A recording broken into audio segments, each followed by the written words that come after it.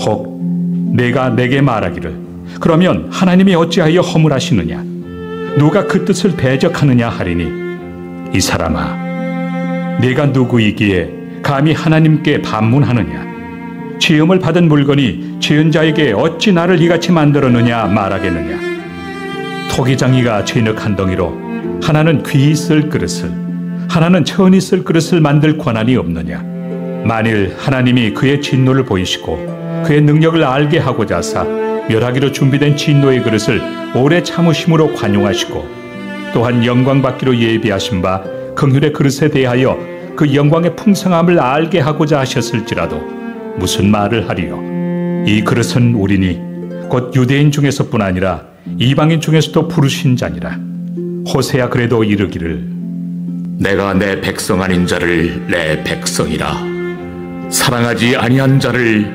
사랑한 자라 부르리라 너희는 내 백성이 아니라 한 그곳에서 그들이 살아계신 하나님의 아들이라 일컬음을 받으리라. 또 이사야가 이스라엘에 관하여 외치되 이스라엘 자손들의 수가 비록 바다의 모래 같을지라도 남은 자만 구원을 받으리니 주께서 땅 위에서 그 말씀을 이루고 속히 시행하시리라. 또한 이사야가 미리 말한 바 만일 만군의 주께서 우리에게 씨를 남겨두지 아니하셨더라면 우리가 소돔과 같이 되고 고모라와 같았으리로다. 함과 같으니라.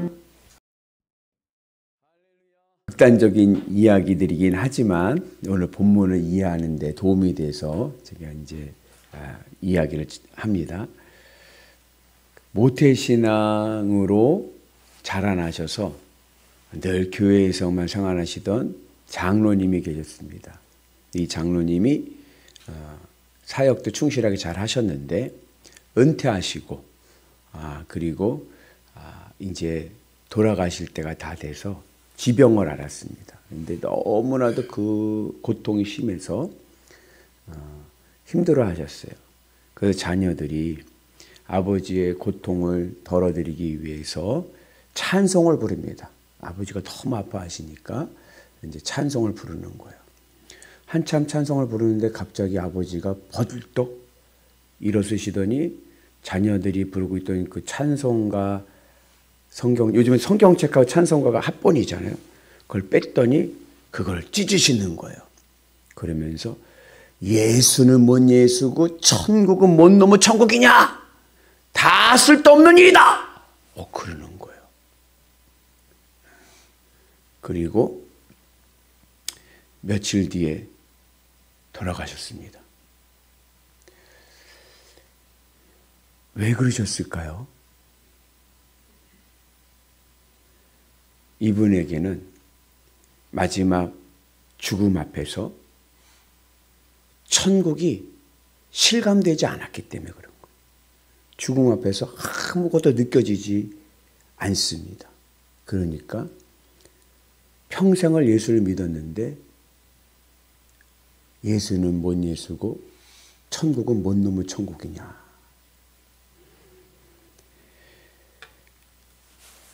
사도행전을 보면 스데반 집사가 돌에 맞아 죽을 때 하늘이 열리고 예수님을 봅니다. 그리고 스데반 집사는 평안을 찾습니다. 천국을 실감하는 거예요. 여러분, 이 하늘 문이 열리는 것 누가 열었습니까? 스데반이 열었습니까? 하나님이 열어주셨습니까?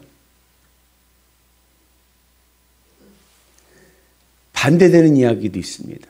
평생을 도박과 그리고 유흥으로 즐겼던 남봉꾼 할아버지가 계셨어요. 평생을 그렇게 사셨는데 마지막 돌아가시기 전에 세례를 받습니다. 그리고 이 할아버지가 기도를 합니다. 하나님, 저는 죄인입니다. 저의 죄를 용서하여 주옵소서. 회개를 하는 거예요. 그러더니 얼마 안 지나서 자녀들에게 이렇게 얘기합니다. 얘들아, 구름이 이불 아래로 지나간다. 그러는 거예요. 성경에서 구름은 하늘 천국과 이 세상을 구분하는 경계선입니다. 근데 그 구름이 이불 아래로 지나간다는 것은 이 할아버지에게 하늘의 문이 열렸다는 겁니다. 그러면 평생을 예수님을 믿은 장로님에게는 왜 하늘의 문이 열리지 않았고, 평생 남봉꾼으로 살다가 죽기 전에 예수 믿은 이 할아버지에게는 왜 하늘 문이 열렸습니까? 이거 누가 한 겁니까?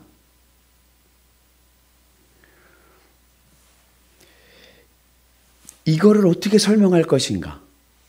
그죠? 이 문제를 우리 임상에서 경험할 수 있는 거예요. 이건 교리라기보다는 경험해서 이제 아는 거니까. 오늘 사도 바울의 말씀은 경험으로 하는 겁니다. 사도 바울이 지난 시간에 봤듯이 이런 말씀을 했죠. 같이 봅니다. 그런즉 하나님께서 하고자 하시는 자를 긍휼히 여기시고 하고자 하시는 자를 완악하게 하시느니라. 이게 애굽 바로왕 얘기죠. 하나님께서 이스라엘 백성들은 구원하시고 바로왕은 완악하게 만들었어요.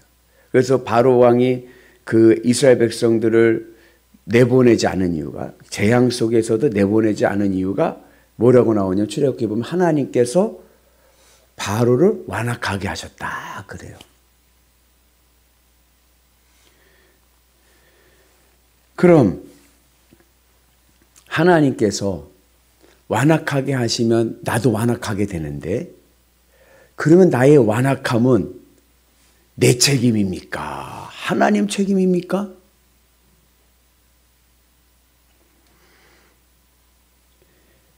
하나님께서 절대 주권을 가지고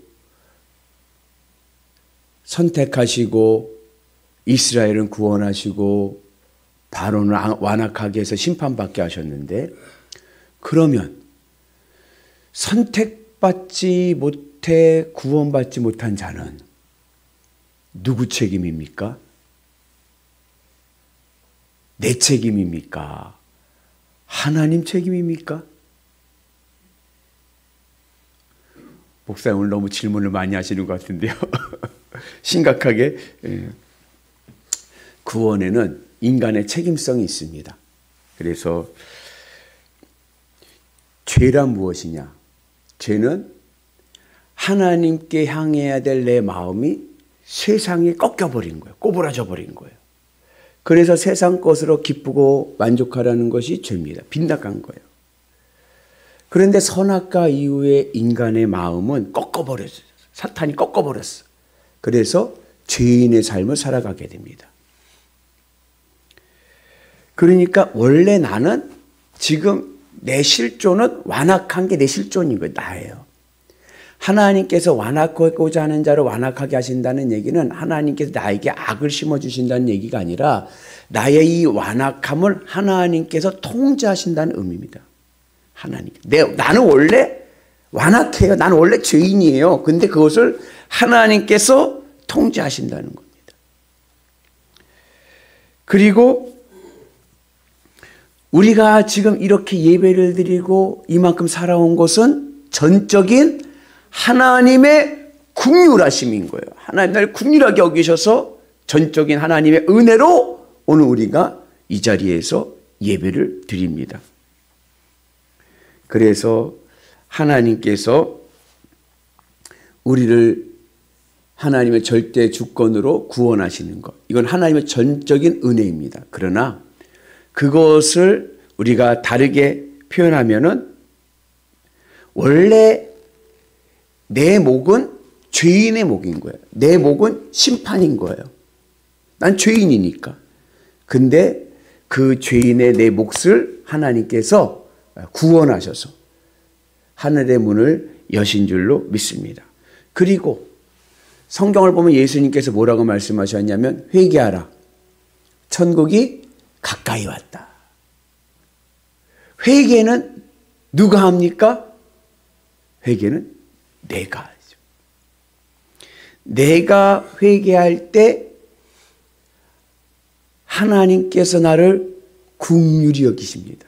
그래서 회개는 우리의 책임성, 인간의 책임성을 말씀합니다. 그래서 웨슬리 목사님은 하나님의 선제적 은총, 우리가 회개할 수 있는 것도 하나님의 은혜로 되는 것이죠. 하나님께 나에게 은혜를 주셨기 때문에 회개를 하는 것이고, 우리의 이 회개, 믿음의 고백이 하늘의 문을 여는 계기가 됩니다. 그래서 하나님의 은혜의 입장에서 보면 내가 구원받은 것 전적인 하나님의 은혜입니다. 이건 하나님의 선택입니다. 그런데 회개의 입장에서 보면 내가 구원받지 못한 것 내 책임입니다.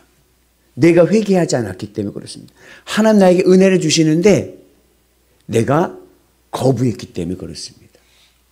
그래서 하나님의 선택과 인간의 책임성은 논리로 보면은 모순 같아요. 그죠?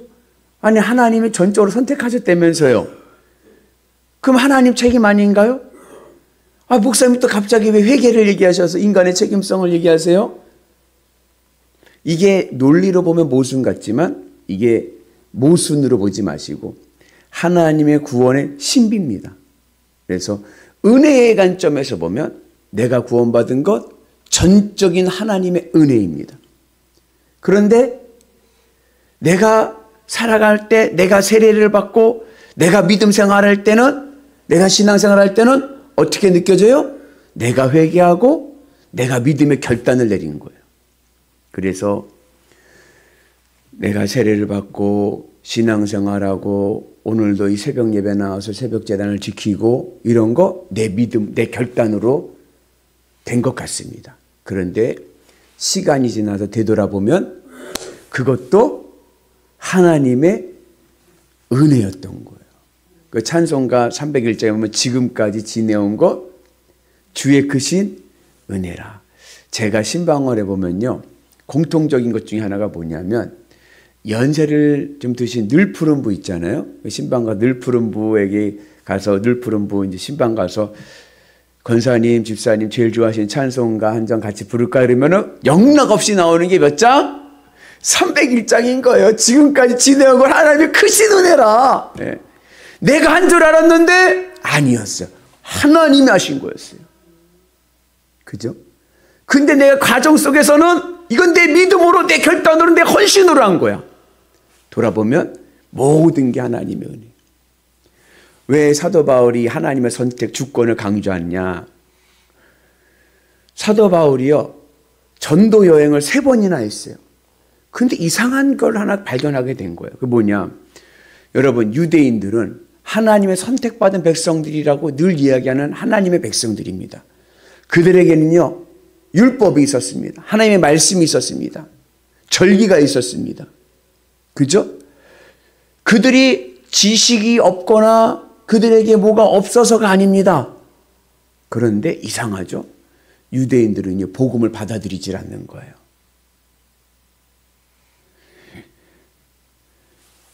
그런데 이방인들은 지식도 없고 아무것도 없어. 배경 지식이 없잖아요.